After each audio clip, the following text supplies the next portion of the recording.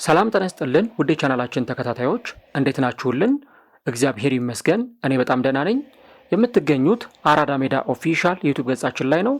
ለቻናሉ አዲስ ከሆናችሁና እንደዚህ አይነት ፕሮግራሞች ቶሎ ቶሎ እንዲደርሷችሁ የዩቲዩብ ገጹን ሰብስክራይብ በማድረግና የሮል ምልክቷን በመጫን የቻናላችን ቤተሰቦች እንድትሆኑ የአክብሮት ግብዣችን ነው። ቪዲዮን ስትጀምሩ ደግሞ ዩቲዩብ ፕሮግራሙን ለብዙዎች እንዲያደርሰው ላይክ ያደረጋችሁ መጀመራችሁን አስታውሱ። የአራዳ ሜዳ ኮሜንታተር ተስፋ ወርቅ ሉል ሰገድ አብሬያችሁ ቆይታ አደርጋለሁ። ፈጣሪ ፈቅዶ በዛሬው ፕሮግራማችን ላይ ከእናንተ ጋር ተገናኝተናል። በዚህኛው ፕሮግራማችን ክፍል የሞይሰስ ካይሴዶንና የቼልሲን የመሃል ሜዳ ክፍል በተወሰነ መልኩ የምንመለከት ይሆናል ማለት ነው። እንግዲህ እንደምታውቁት የቼልሲ የመሃል ሜዳ ተጫዋች ሞይሰስ ካይሴዶ ከትላንትና በስቲያ በለንደን ደርቢ ቼልሲ አርሰናልን በገጠመበትና 1-1 በተጠናቀቀው ጨዋታ ላይ ቀይ ካርድ ተመልክቶ ከጨዋታው እንደወጣ ወይም ከሜዳ እንደወጣ ይታወሳል። ታዲያ በዚህም መሰረት ይህ ቀይ ካርድ ተጫዋቹን ለቀጣዮቹ 3 ጨዋታዎች በቼልሲ በኩል እንዳንመለከተው የሚያደርግ ሆኗል ማለት ነው። እናም ይሄ ለቼልሲ ደጋፊዎች በተወሰነ መልኩ ሀሳብ እንዲገባቸው ያደረገ ጉዳይ ይመስላል።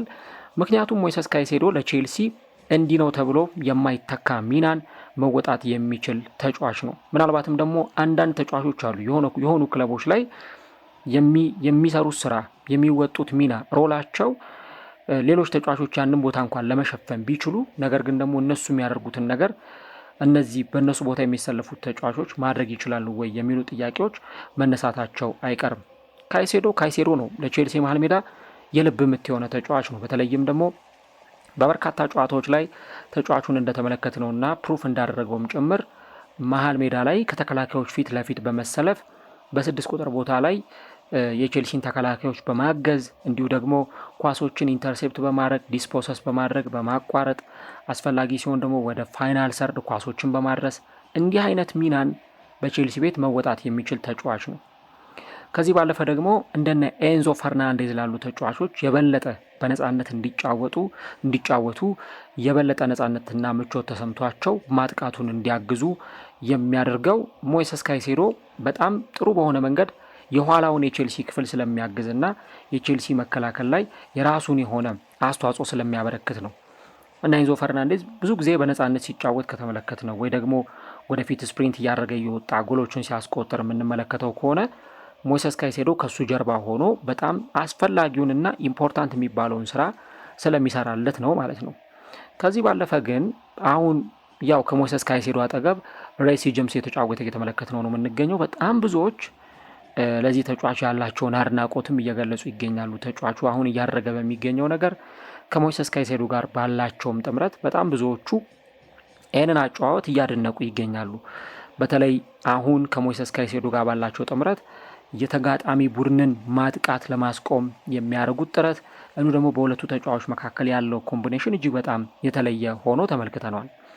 በአርሰናሉ ጨዋታ ላይም እንደተመለከታችሁት ይሄ ተጫዋች ሞይሰስ ካይሴዶ ማለት ነው ከሬሲ ጄምስ ጋር በመጣመር በነበራቸው ሂደት ምንም እንኳን ሞይሰስ ካይሴዶ ገና በመጀመሪያው አጋማሽ በቀይ ካርድ ከሜዳ ቢወጣም ነገር ግን ሬሲ ጄምስ ደግሞ በጨዋታው ላይ ማን ኦፍ ዘ ማች ወይም ደግሞ የጨዋታው ኮከብ የሚያስብለውን አስገራሚ ብቃት ነው አሳይቶ ከዛ ጨዋታ የወጣው።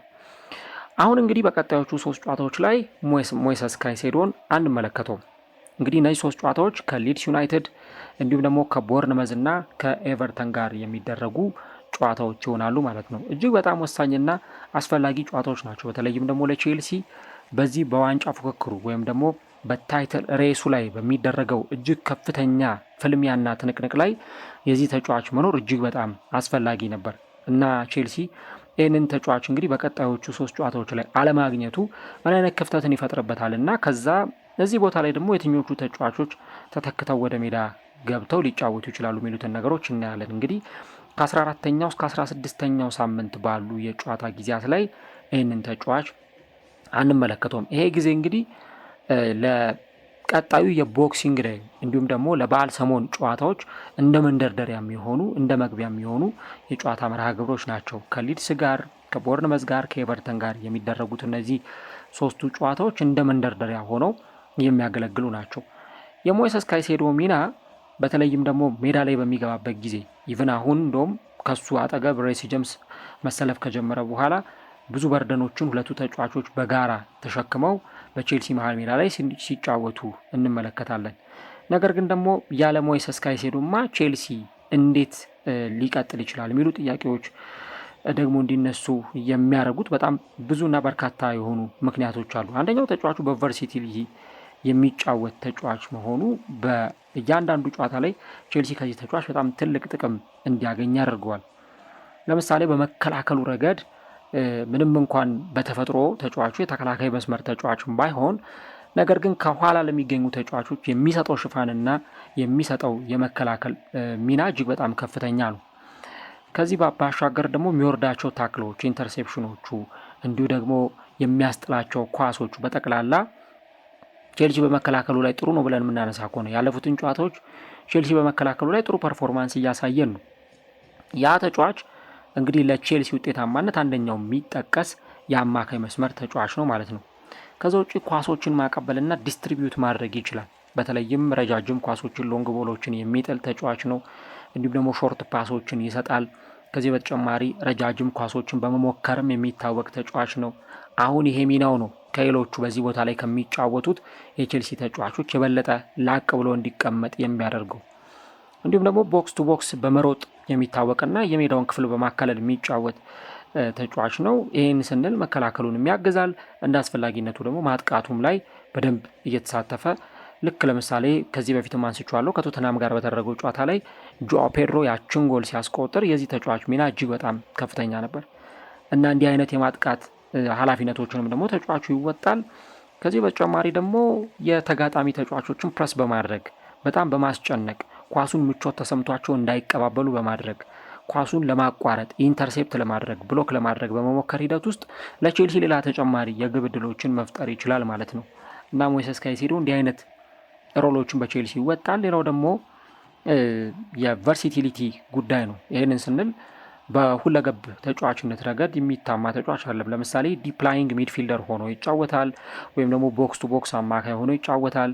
የመሃል ሜዳውን ባላንስ የሚጠብቅ ተጫዋች ነው። አሁን ትልቁ ስጋት የሚፈጠረው እንግዲህ ያለ ሞይሰስ ካይሴዶ የቼልሲ የመሃል ሜዳ የምርም ባላንስ አድርጎ መቀጠል ይችላል ወይ ደግሞ በመሃል ሜዳው ላይ ሞይሰስ ካይሴዶ በማይኖርባቸው ጨዋታዎች ላይ አሰልጣኙ ይሄንን እንዴት አድርገው ሊቀርፉት ይችላሉ የሚለውን ነገር እንመለከታለን። ምናልባት እንግዲህ እንደ አማራጭ ሊጠቀሟቸው ይችላሉ ተብሎ ከሚታሰቡ ተጫዋቾች መካከል አንደኛው ሊሆን የሚችለው የአንድሬ ሳንቶስ ጉዳይ ነው። እንግዲህ አንድሬ ናሴሜንቶ ዶስ ሳንቶስ በቼልሲ በተለይም ደግሞ በጣም ጥሩ ፐርፎርማንስ ያሳየባቸው ምሽቶች እንዳሉ ተመልክተናል። በእርግጥ ገና እድሜው 21 ነው እና ደግሞ በቼልሲ ከዚህም በኋላ ተጨማሪ ጨዋታዎችን እንዲያከናውንና በበርካታ ጨዋታዎችም ላይ እንዲሰለፍ ጭምር የሚጠበቅበት ተጫዋች ነው።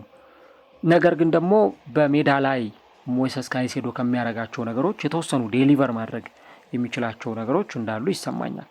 ስለዚህ ያለ ሞይሰስ ካይሴዶ ቼልሲ ቀጣዮቹን ወሳኝ የሆኑትን የፕሪሚየር ሊግ ጨዋታዎች ሲያከናውን ምናልባት ደግሞ በአንድሬ ሳንቶስ ወደ ሜዳ እያስገቡ አሰልጣኙ ለዚህ ተጫዋች ጥሩ ድልን ሊሰጡት ይችላሉ። እስካሁን ድረስ ከ650 በላይ ደቂቃዎችን ተሰልፎ ተጫውቷል። ወደ 15 ጨዋታዎች ላይ ተጫውቷል። እንግዲህ በእነዚህ ጨዋታዎች ላይ ተቀይሮ የገባባቸውም እንዲሁ ደግሞ በቋሚነትም ለመጀመር አሰልጣኙን የሚያሳምንባቸው ጨዋታዎች እንዳሉም ጭምር የተመለከትንባቸው የጨዋታ ምሽቶችን አይተናል እና የተጫዋቹን አፔራንስ ስትመለከቱት ምናልባት ደግሞ ቀጣይ ለሚኖሩ ጨዋታዎች በደንብ ራሱን ብቁ ሆኖ የሚያበቃ ከሆነ ዋይናት አሰልጣኙ ይህንን እድል ለዚህ ተጫዋች የማይሰጡበት ምንም ምክንያት የለም። ያው አንዳንድ ተጫዋቾች ቅድም እንዳነሳሁት አሉ። በቃ ይሄ በቨርሲቲሊቲ ረገድ በጣም ሁለገብ የሆኑ ተጫዋቾች እነርሱ ደግሞ ማድረግ የሚችሉትን ነገር ሌሎቹ ሲያደርጉታል ወይ ብለን የሆኑ ጥያቄዎችን ልናነሳ የምንችልባቸው አይነት ተጫዋቾች ሊኖሩ ይችላሉ። አሁን ኤንዞ ፈርናንዴዝን ወደ ኋላ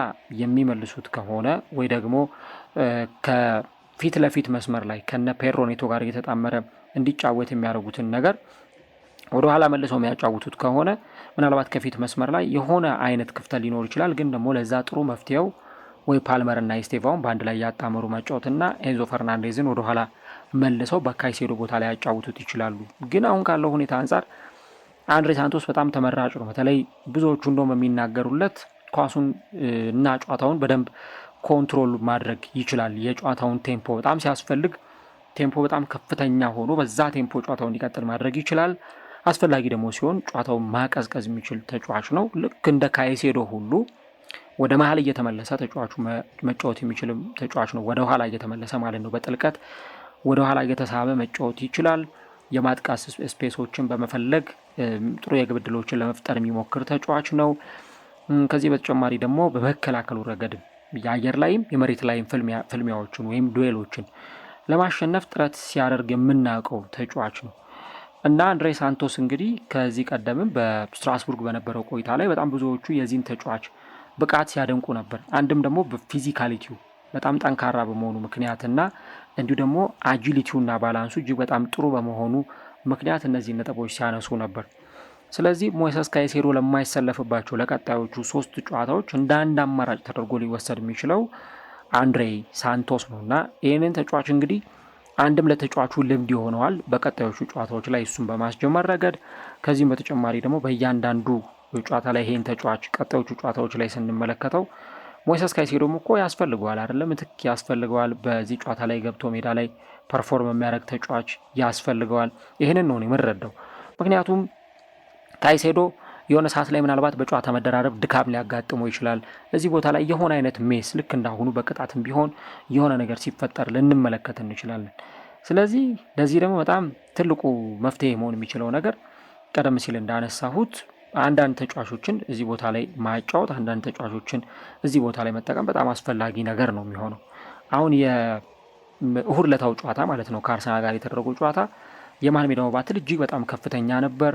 የሁለቱም የአማካይ መስመር ተጫዋቾች የተቻላቸውን ጥረት ሲያደርጉ ተመልክተናል። እዚህ ጨዋታ ላይ በጣም ከፍተኛ ፋይት አድርገው ጨዋታውን ለማሸነፍ በጨዋታው ላይ የበላይነት ለመውሰድ ጥረት ያደረጉበት ነበርና እነዚህ አይነት ደግሞ በጣም አግሬሲቭ የሆኑ ጨዋታዎች ሊጠብቋቸውም ይችላሉና ለዛ ደግሞ ሞይሰስ ካይሴዶን ብቻ መጠቀም ተጫዋቹ ጋር ድካምና ጉዳቶችንም ሊያስከትል ስለሚችል ሮቴሽኑን በጣም እጅግ አስፈላጊ ነው።